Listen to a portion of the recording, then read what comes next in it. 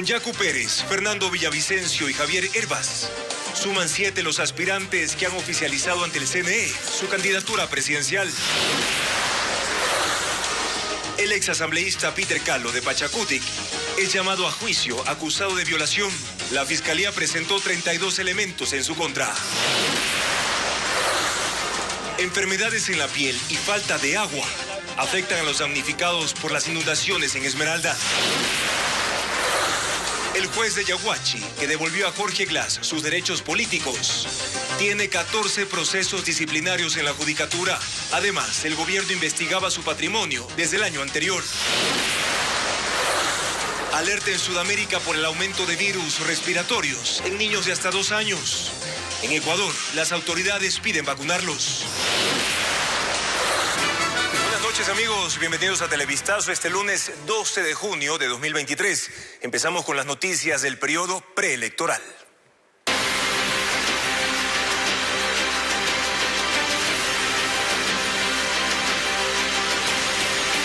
Elecciones 2023. Inscripciones presidenciales. 7 de los 8 candidatos a la presidencia de la República aceptaron sus postulaciones ante el Consejo Nacional Electoral. Este lunes, Javier Herbas, Yacu Pérez y Fernando Villavicencio estuvieron en el organismo a 24 horas de que finalice el plazo para las inscripciones. Patricio Díaz siguió la jornada electoral. Yacu Pérez llegó en bicicleta junto a quien será su compañera de fórmula, Nori Pinela, guayaquileña, académica, vicerrectora de la Universidad Ecotec. Ellos arribaron al Consejo Nacional Electoral para aceptar sus candidaturas por la Alianza de Unidad Popular, Democracia Sí y el Partido Socialista. Pérez, en su intervención, se refirió a la lucha que dice emprenderá contra la impunidad. Si hay cómo, si es posible, el dinero alcanza cuando no se la roba. Y aquí en nuestro gobierno no habrá impunidad. Nori Pinela habló de reconciliación y de diálogo. En la diversidad propia de nuestro país, pero en la decisión de construir ese consenso nacional. Luego llegó Fernando Villavicencio. Aunque ya aceptó su candidatura el pasado sábado, quiso inscribirla presencialmente. Además, hizo de manera formal un pedido al CNE que dice dará transparencia al proceso electoral de agosto. Cada militar en cada junta electoral tomará la fotografía del acta del escrutinio y lo remitirá al Comando Conjunto de las Fuerzas Armadas. Vamos a ver si ahora no hacen fraude. Villavicencio acudió junto a la candidata a la vicepresidencia Andrea González y quienes encabezarán la lista del movimiento Construye a asambleístas. El control que vamos a tener con el tema del ambiente habla de seguridad, habla de salud, habla de género. En la tarde de este lunes llegó Javier Herbas, el candidato presidencial del movimiento Reto. Aceptó su candidatura junto a su compañera de fórmula, Luz Marina Vega. Herbas dice tener un plan para rescatar al país. Y por eso hablamos del SOS, seguridad, obras, salud. Luz Marina Vega, doctora en medicina, originaria de Cotacachi, resaltó su preocupación por la seguridad. Un reto gigante que será posible hacerlo con el apoyo de ustedes. Y es devolver al Ecuador, ser nuevamente esa isla de paz. De los 8 binomios, 7 ya han aceptado su postulación ante el CNE, el cual es un paso previo a la inscripción. Luisa González y Andrés Arauz de la Revolución Ciudadana acudirán este martes al Consejo. Es el último día de inscripción de candidaturas. Pachacutic e Izquierda Democrática tienen problemas para inscribir sus listas a la Asamblea Nacional. Las disputas internas ponen en riesgo la participación de estas organizaciones en los comicios. Un informe de Francisco Garcés. La división en la Izquierda Democrática hace peligrar su participación en las elecciones. Jorge Sánchez fue elegido el sábado por una fracción de la dirigencia como cabeza de lista de los asambleístas nacionales. Fue el resultado de un proceso de democracia interna que tuvo la presencia de 2 delegados del Consejo Nacional Electoral. Pero otro grupo de dirigentes no reconoce ese proceso. Lo impugnó y a 24 horas de que se cierre el periodo de inscripción, las candidaturas del ID para el legislativo están en duda. de ser el caso de que no se pueda culminar con todos los procesos de inscripciones, que es preferible ir sin candidatos y no presentarnos en esta contienda electoral. La izquierda democrática solo tiene dos opciones: esperar el resultado de un proceso de impugnación o hacer un acuerdo interno entre las facciones en disputa que al menos permite inscribir las candidaturas. Y esto estará a cargo del presidente que esté en ese momento en el partido. Si es que yo tengo las claves como presidenta oficial subrogante, tendré que inscribirlas yo. Esa opción es la que el CNE ve como la más viable. Sin ningún inconveniente se ha dado la veeduría, ahora ya está en la organización política el proceder a inscribir a estos candidatos que hayan resultado de su proceso de democracia interna. Pachakutik vive una situación más compleja. La disputa por la dirigencia de la organización también impidió que se cumpla a tiempo con los trámites de elección primaria. Y así el movimiento se quedó sin lista de asambleístas nacionales y solo podrá inscribir candidatos para cada provincia. Nos están quitando el derecho a participar. Ningún reglamento está sobre encima de la Constitución. Como partido político nosotros hemos presentado todos los requerimientos y no ha sido aceptado. En este caso, el CNE no reconoce las dos directivas en disputa del Tribunal Electoral de Pachakutik y por eso las primarias de ese movimiento no contaron con el aval de delegados del organismo electoral, que no verificará ni avalará las candidaturas resueltas por la organización. En contra del juez de Yaguachi, John Rodríguez, existen 14 expedientes disciplinarios por infracciones graves y gravísimas. Son investigadas por el Consejo de la Judicatura en Guayas. Merlin Ochoa indica que el funcionario no fue a trabajar porque tiene permiso médico por dolor de estómago. A la unidad multicompetente de Yaguachi en la provincia del Guayas, este lunes no fue a trabajar el juez John Rodríguez. En su contra existe una investigación por presunto prevaricato, luego de que le restituyera los derechos políticos al ex vicepresidente Jorge Glass. La directora del Consejo de la Judicatura del Guayas dice que el funcionario se ausentará durante 3 días. Ha solicitado permiso por enfermedad. Él tiene que revalidar ese permiso que solicitó.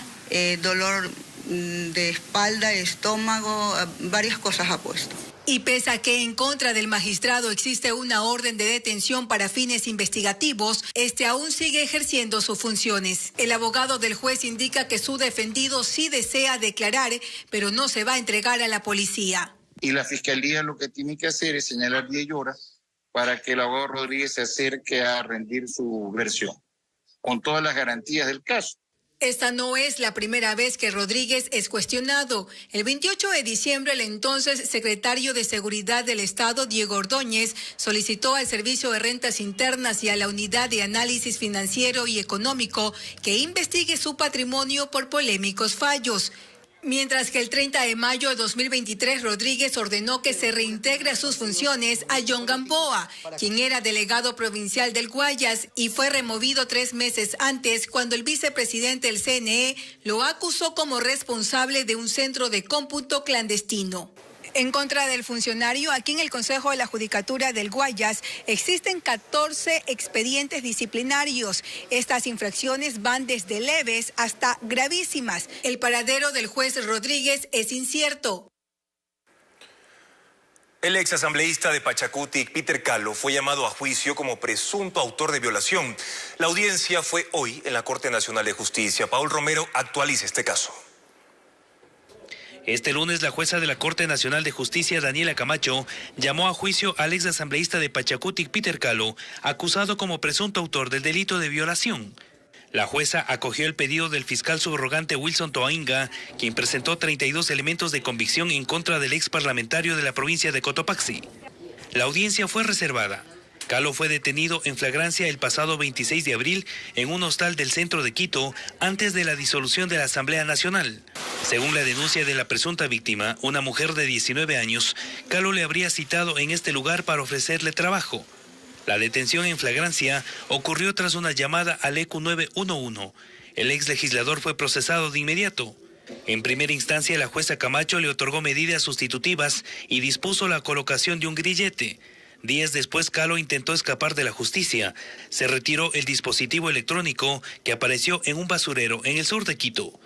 Sin embargo, el 15 de mayo, durante una operación de control, la policía le detuvo en la parroquia Yoa, en el suroccidente de Quito. Desde entonces está en prisión en la cárcel 4.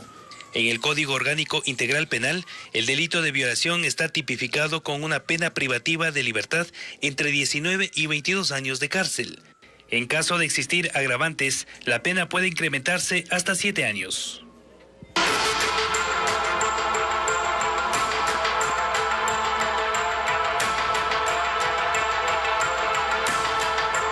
Esmeraldas, secuelas del desastre. Suben a 2.600 las atenciones médicas en Esmeraldas por la insalubridad luego de las inundaciones. Sin embargo, la mayoría de damnificados no acude a los centros de salud y prefiere seguir limpiando sus viviendas. Fabiola Santana sigue el tema. Durante una semana, los habitantes del sur de Esmeraldas han convivido entre el fango contaminado por las aguas hervidas, producto de la inundación del río Teaune. En los barrios 50 Casas, Las Riberas, La Tolita 1, La Josefina, Propicia 4 y otros, los ciudadanos padecen problemas dermatológicos, como piel reseca, con granos y hongos, sobre todo en las manos y pies, pues son las partes que tienen mayor contacto con el lodo emposado. Me ha salido alergia al cuerpo, me pica eso de la agua, todo eso. Son familias enteras afectadas con infecciones de piel. Los niños son los más vulnerables. Me han salido granitos por toda esta área, por las axilas, por la espalda y las piernas me están picando. Solo en el Cantón Esmeraldas, la Secretaría de Gestión de Riesgos registra 16.200 afectados por las inundaciones. Allí se brindaron 2.600 atenciones médicas, la mayoría en los centros móviles de salud afuera de los albergues, donde están alojadas 1.500 personas. La gran parte de los damnificados no acude a los centros médicos. Espera que las brigadas se activen puerta a puerta, pues ellos trabajan incansablemente para recuperar sus viviendas. Los trabajos de limpieza de calles y casas avanzan a paso lento en la cabecera cantonal de Esmeraldas, donde el número de afectados asciende ya a 21.300.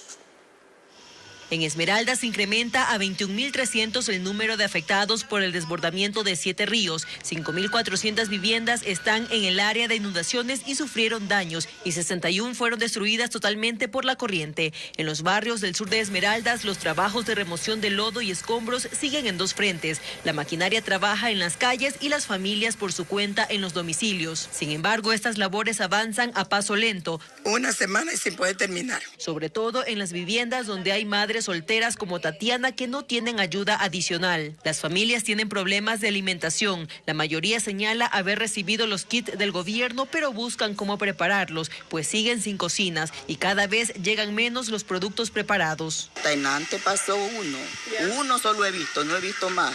Dicen que el servicio de agua potable en los barrios que ha sido reestablecido es deficiente y les dificulta remover el lodo de los enseres. Poquita, no facilita, no ayuda como para uno querer avanzar. La falta de electricidad es otro problema distante de resolver. Atención, el Instituto Nacional de Meteorología e Hidrología, el INAMI, emitió una nueva alerta sobre las lluvias y tormentas eléctricas que se registrarán hasta este viernes 16 de junio. En toda la región insular se pronostican lluvias ocasionales, en especial el 13 y 14 de junio. En la costa habrá lluvias fuertes con tormentas eléctricas y ráfagas de viento, principalmente en Esmeraldas, en Manabí, Los Ríos y también en Santo Domingo de los Áchilas. Precisamente el INEC dice que esa misma categoría se sentirá en esa provincia del centro del país. Continuamos ahora con la región Sierra, donde se prevén lluvias moderadas acompañadas de tormenta eléctrica durante la tarde y también en la noche, donde habrá mayor acumulación de agua. Mucha atención en Carchi, también en Imbabura, en Pichincha y en la provincia de Cotopaxi. Mientras que en el oriente del país se esperan lluvias de intensidad variable en el norte, sobre todo el 14 y 15 de junio. Se debe tomar precaución, sobre todo en Sucumbíos, en Napo, en la provincia de Orellana, en Pastaza y también en Morona, Santiago, donde las lluvias serán más intensas. Mientras tanto, 15.000 habitantes del cantón Muisne, en la provincia de Esmeraldas, no tienen servicio de agua potable desde hace una semana. Las inundaciones en la provincia destruyeron la planta de tratamiento y distribución.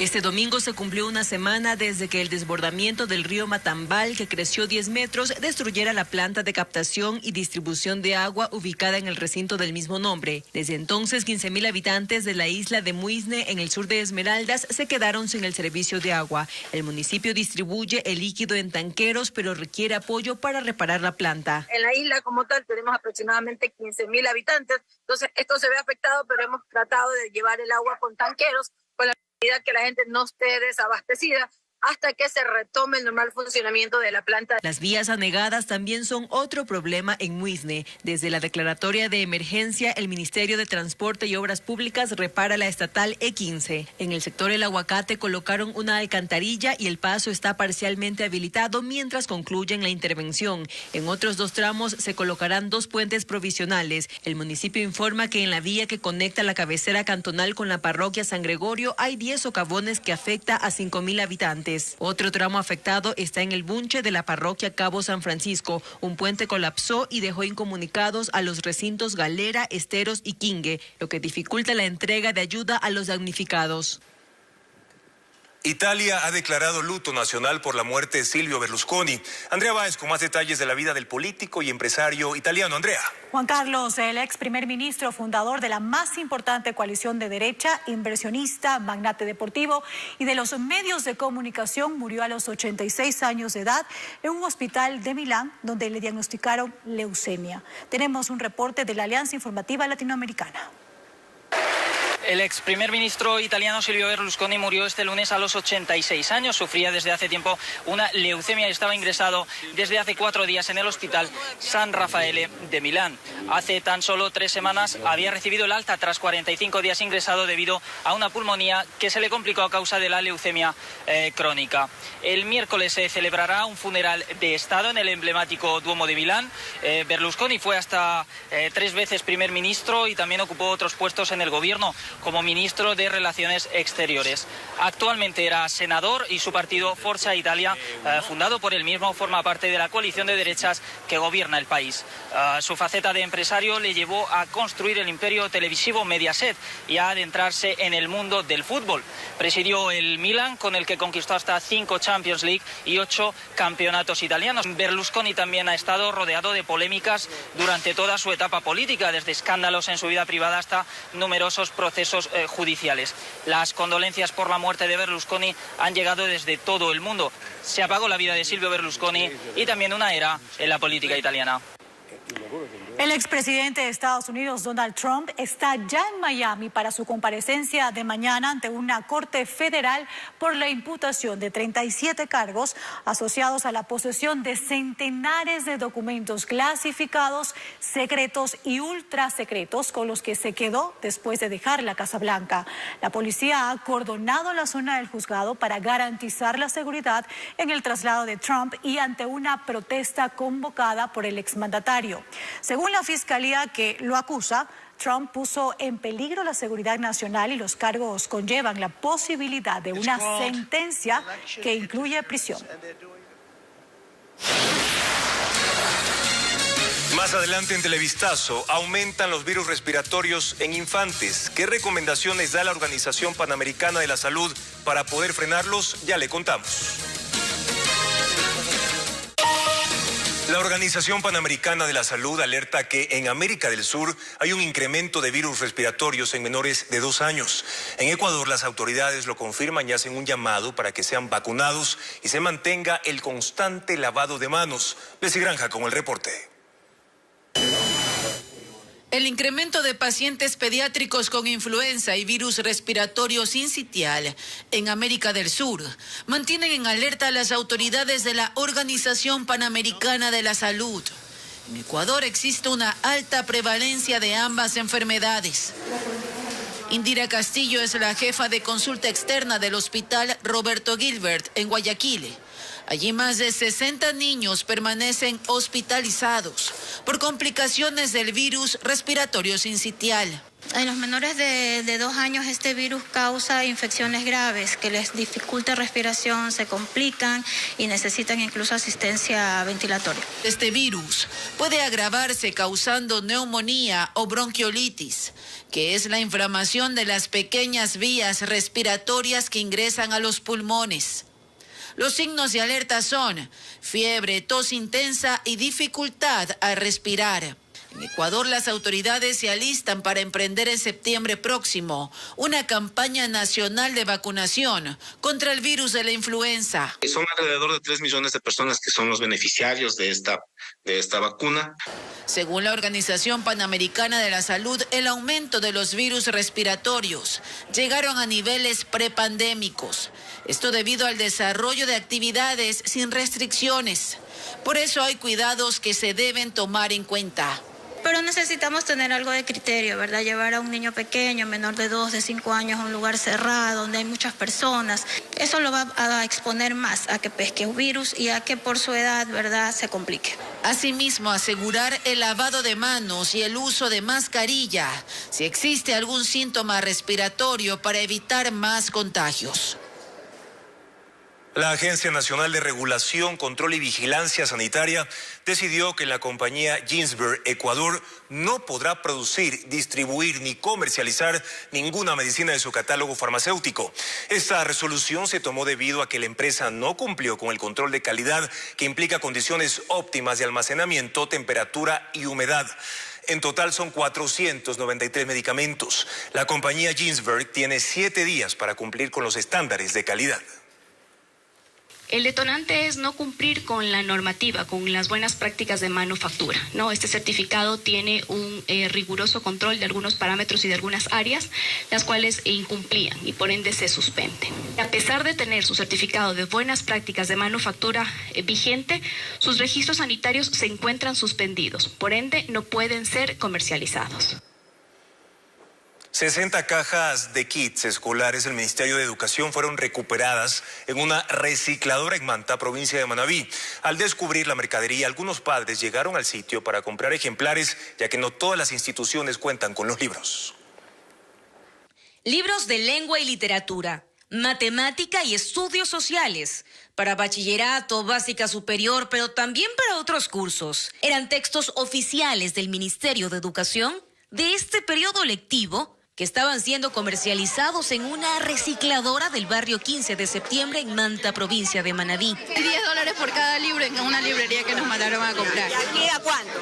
$1 todo esto. Según los propietarios de la recicladora, las cajas llegaron como un cargamento más para procesar. Al percatarse del contenido, avisaron al Ministerio de Educación, pero también se corrió la voz entre decenas de padres de familia, quienes acudieron a comprar ejemplares. Personal del Ministerio de Educación llegó al sitio para retirar los cartones y cerrar el punto de venta. Alrededor de unas 60 cajas de kits escolares, en los que ya actualmente están en custodio en la bodega de esta edición digital. Apenas la semana pasada inició la entrega de kits en Manabí. Según la dirección zonal, son 78,000 estudiantes solo en Manta. Y mientras decenas de textos estuvieron a punto de ser destruidos, hay unidades educativas del régimen fiscal donde los libros aún no llegan. A un mes de finalizar el primer trimestre. La profesora dijo así, hay que esperar hasta que le lleguen los libros para trabajar, porque nosotros tuvimos reunión y dijeron que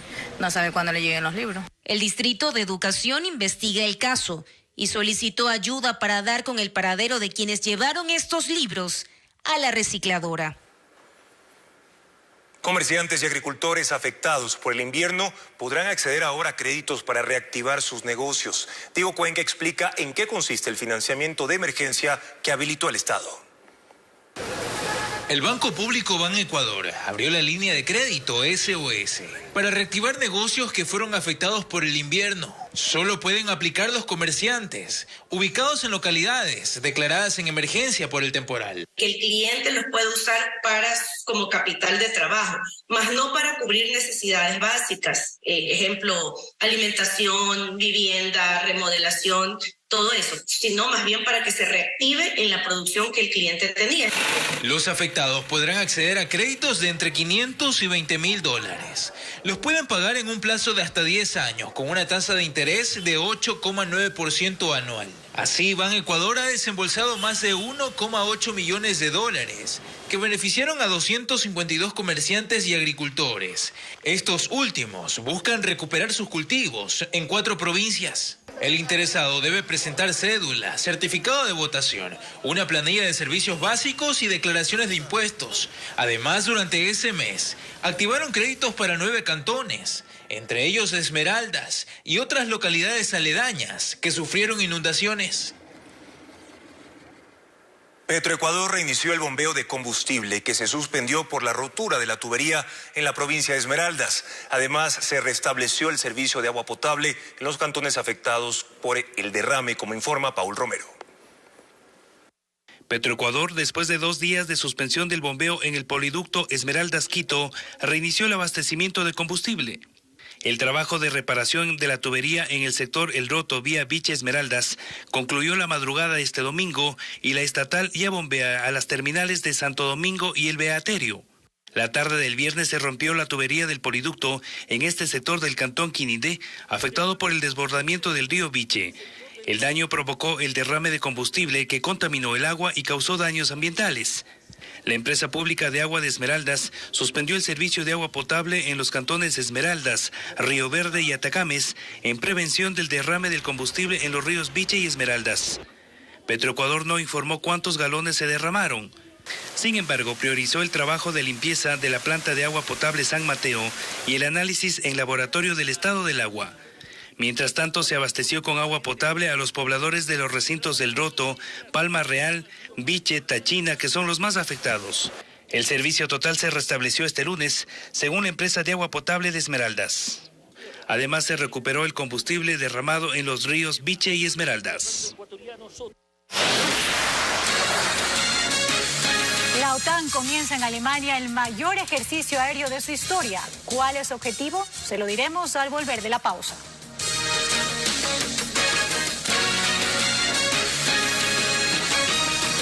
El diésel es el combustible que más se consume en Ecuador. Su precio está congelado. Mientras tanto, en las fronteras se mantiene el contrabando. Solo en lo que va del 2023 se han decomisado 60.040 galones de este combustible. Adriana Bermeo con más información. El diésel es el combustible que más se consume en el país, según un informe de Petroecuador. El crecimiento ha sido constante desde abril del 2018, cuando se utilizaron 1.339 millones de galones, hasta abril de este año, en que ya se comercializaron 1.561 millones de galones, unos 222 millones de galones más. Es el diésel el que nos cuesta una fortuna, y no es que se consume localmente todo, sino que como es tan barato frente a los países vecinos, es donde se está yendo el contrabando. El Ministerio de Energía y Minas registra que de los 3.800 millones de dólares que destina el Estado para el subsidio de combustible al año, el 50% es para el diésel. El precio subsidiado provoca que en las fronteras haya contrabando. En Colombia, el precio del diésel por galón es de $2.08. En Perú es de $4.31, mientras que en Ecuador es de $1.75. Solo en este año se han decomisado 60.040 galones de diésel. El combustible se comercializa ilegalmente en canecas de 5 y 10 galones. Lamentablemente hay un mal uso de nuestro diésel que sale por las fronteras. Es el contrabando, por más que se lo trate de hacer, sale por las fronteras o por vía marítima. Después del diésel, las gasolinas que más se consumen son la Extra y Ecopaís, con 1.197 millones de galones al año. Las ventas por comercio electrónico superan los 4.000 millones de dólares en Ecuador. Para incentivar su crecimiento, la Cámara de Comercio de Guayaquil organizó por 19ª ocasión el Cyber Monday, que espera atraer a 320.000 usuarios. Las ventas a través de canales electrónicos crecen sin pausa y para incentivar esa tendencia la Cámara de Comercio de Guayaquil organizó la 19ª edición del Cyber Monday que se desarrolla hoy. Las cifras de ventas son importantes y están consolidadas. En el 2022 se facturaron alrededor de 4.000 millones de dólares como consecuencia del comercio electrónico en el Ecuador. Y en este 2023 se proyecta llegar a 4.360 millones de dólares en ventas a través de canales electrónicos. Según la Superintendencia de Bancos, en marzo del 2020 existían 210 botones de pago. Hoy ya son más de 7.300. No solamente incrementar las ventas, que ustedes ven cómo se va sustentando esa declaración a lo largo del tiempo, sino que fue la que durante el confinamiento nos ayudó a hacer sobrevivir los negocios. En este Cyber Monday se espera tener al menos 320.000 visitas que se traducen en compras por parte de quienes precisamente esperan estos días para aprovechar las ofertas. Descuentos exclusivos hasta el 60%. Anteriormente quizás una venta online estaba entre un 10-15%, actualmente las ventas de ese canal están entre un 35-40%. Las ventas a través de comercio electrónico representan un 5% del comercio total en el país. Cifra aún lejana de los países vecinos donde el e-commerce duplica y hasta triplica ese porcentaje.